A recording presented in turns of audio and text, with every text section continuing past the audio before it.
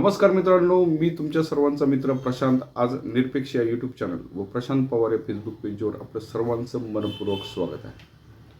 मित्रांनो, आज आपण भारतातील व महाराष्ट्रातील एक असा ज्वलंत घटक आहे, त्या घटकासंदर्भात आज आपण चर्चा करणार आहोत. जवळपास सर्वांना अंदाज आलाच असेल की हा ज्वलंत घटक कुठला. कारण भारताची अर्थव्यवस्था 70% शेतीवर अवलंबून आहे, म्हणून साहजिकच भारतातील सगळ्यात ज्वलंत घटक म्हणजे शेतकरी.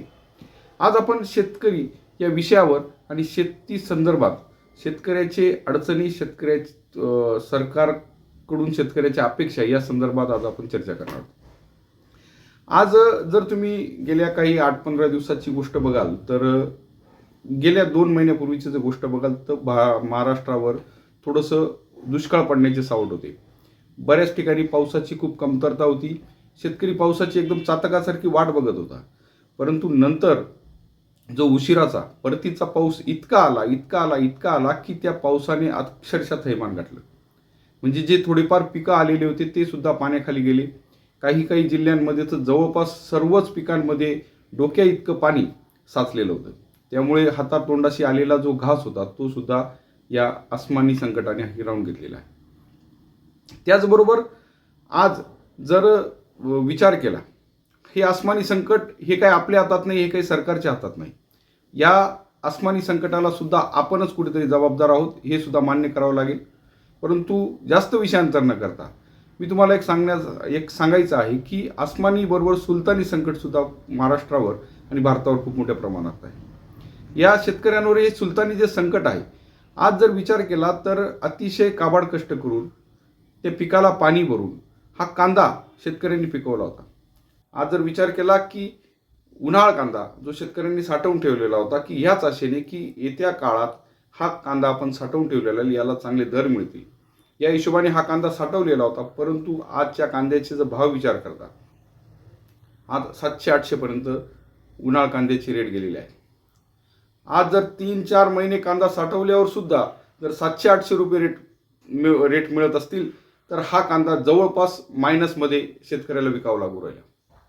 अतिशय विदारक अशी शेतकऱ्याची अवस्था झालेली आहे. एकीकडे निसर्ग मारतो आहे, दुसरीकडे सरकार मारतं आहे. आज जर शेतकऱ्यांच्या बाबतीत जर विचार करायचं झालं तर शेतकऱ्यांना फक्त निवडणुकींपुरताच वापर केला जातो. निवडणुकींचे जे जाहीरनामे असतात त्यात मथळेच्या येतात. जाहीरनाम्यांमध्ये ठळक मुद्दे येतात की शेतकऱ्यांबद्दल काय केलं जाईल असं. आता गेल्या निवडणुकीचा जर आपण जाहीरनामा बघितला तर त्या जाहीरनाम्यामध्ये स्पष्ट लिहिलेलं होतं की शेतकऱ्यांना कर्जमाफी दिली जाईल. परंतु त्या मागणीकडे हेतुपुरस्सर डोळेझाक केली गेली. कर्जमाफीचा मुद्दा निघाला की लगेच सर्वसामान्य मध्यमवर्गीय ओरड करतात. बिचाऱ्यांची काही चूक नाही, त्यांना काही बऱ्याच गोष्टी माहिती नसतात. ते ओरड करतात की शेतकऱ्याला कर्जमाफी दिली नाही गेली पाहिजे. आज जर विचार केला शेतकऱ्यांना कर्जमाफी का हवी, याच्या मागचे कारण काय आहेत, तर हा खूप मोठा विचार करण्याचा आणि संशोधनाचा भाग आहे.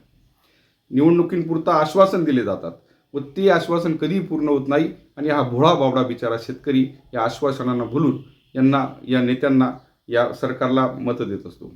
परंतु माझं एका सरकारवर हे बोलणं नाही, हे जे बोलणं आहे ते कुठलाही पक्ष आला तरी तो शेतकऱ्यांच्या बाबतीत कधीच पॉझिटिव्ह राहिलेला नाही. आजपर्यंतच्या महाराष्ट्राच्या आणि भारताच्या इतिहासाचा जर विचार केला तर शेतकऱ्यांबाबतीत कुठलाही पक्ष हा पॉझिटिव्ह राहिला नाही.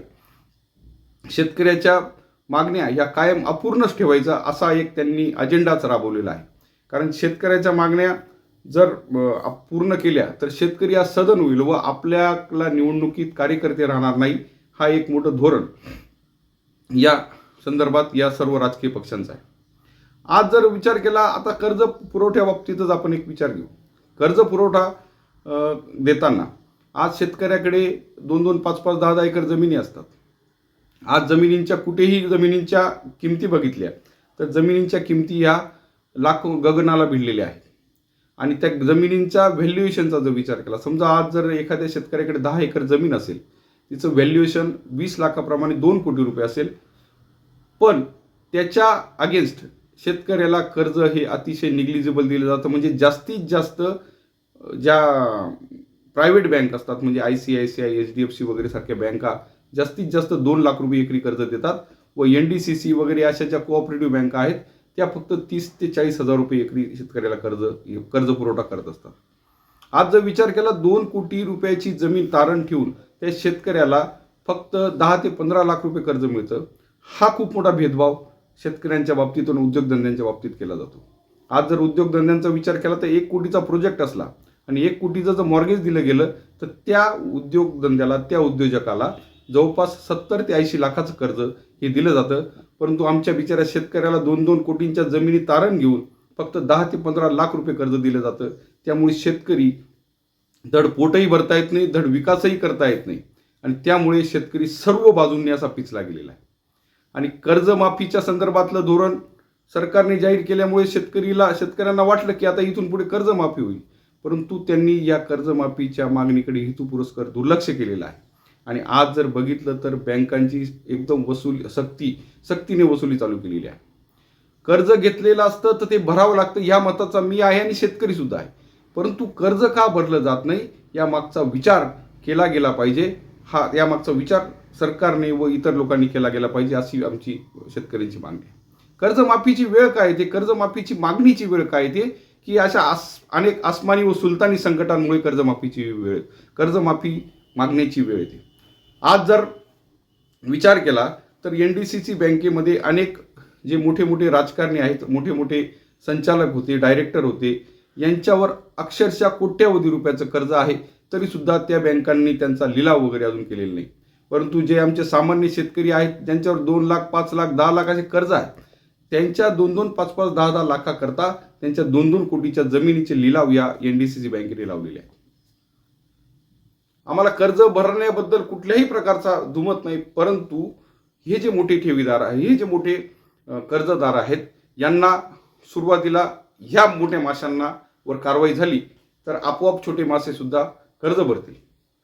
परंतु या मोठे जे कर्जदार आहेत यांना सॉफ्ट कॉर्नर आणि जे छोटे जे कर्जदार आहेत त्यांना टार्गेट केलं जात आहे. हे खूप मोठी शोकांतिका या NDCC बँकेची व इतर बँकांची होत आहे. आज जर विचार केला तर मी आता इथून आधीच सांगितल्याप्रमाणे शेती ही आपली भारताची अर्थव्यवस्था 70% शेतीवर अवलंबून असली तरी सुद्धा आज तागायत आपल्या शेतीला उद्योगाचा दर्जा नाही. आज तागायत आपल्या शेतीचा भाव ठरवण्याचा अधिकार या शेतकऱ्याला नाही.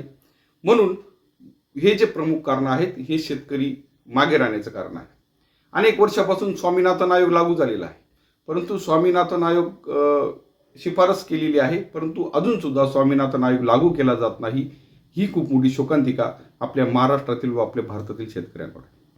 जर अशीच परिस्थिती कायमस्वरूपी चालू राहिली, असंच जर कायम चालू राहिलं तर मी सांगतो की येत्या काही काळात भारताची परिस्थिती नेपाळसारखी होऊ शकते असं या शेतकऱ्यांच्या वतीने सांगू शकतो. नेपाळपेक्षा जास्त विदारक परिस्थिती भारताची होऊ शकते असं इथे मी सांगू इच्छितो.